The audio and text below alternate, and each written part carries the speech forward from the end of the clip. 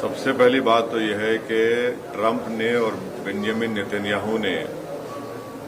रमज़ान के मुबारक महीने में, जहां पर पूरी दुनिया के मुसलमान रमज़ान में रोज़ा रखते हैं, इबादत करते हैं रातों में, ऐसे मुबारक महीने में उन्होंने मिलकर ईरान पर हमला किया है और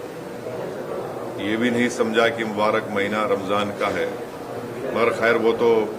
इंसानियत को नहीं मानने वाले हैं बेंजामिन नेतन्याहू, और जो हमला हुआ ईरान के ऊपर हम उसकी मजम्मत करते हैं।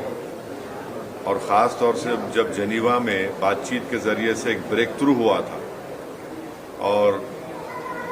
हो सकता था कि अगर वो बातचीत को मान लेते तो जितने न्यूक्लियर स्टॉक पाइल्स थे ईरान के पास वो शायद इस्तेमाल नहीं होते। मगर अब इन्होंने मिलकर ईरान पर हमला किया, जिसकी वजह से 200 से ज़्यादा लोगों की मौत हुई है और एक लड़कियों के स्कूल में 108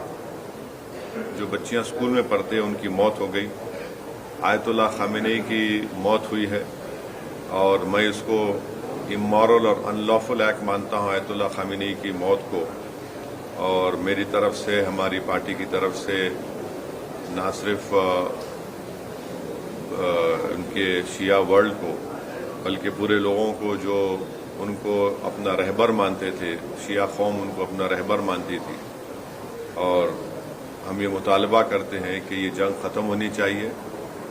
और भारत सरकार को इसमें अपना रोल निभाने की ज़रूरत है। और हम उम्मीद करते हैं कि मौजूदा बीजेपी की सरकार आयतुल्लाह खामेनी की मौत को कंडेम करेगी, इस जंग को रुकाने की पूरी कोशिश करेगी, क्योंकि याद रखिए कि 10 मिलियन के करीब भारत के नागरिक गल्फ कंट्रीज में काम करते हैं। और अभी इत्तला आई कि ओमान के पोर्ट पर शायद हमारे एक इंडियन वर्कर की जख्मी भी हुए हैं। तो ये बहुत, अगर ये जंग नहीं रुकेगी तो फिर ये बहुत आगे बढ़ेगी, ये टर्मोइल होगा पूरे इलाके में। और आपको अंदाज़ा भी नहीं है कि कई भारत के लोग जो उम्रा करने के लिए गए हैं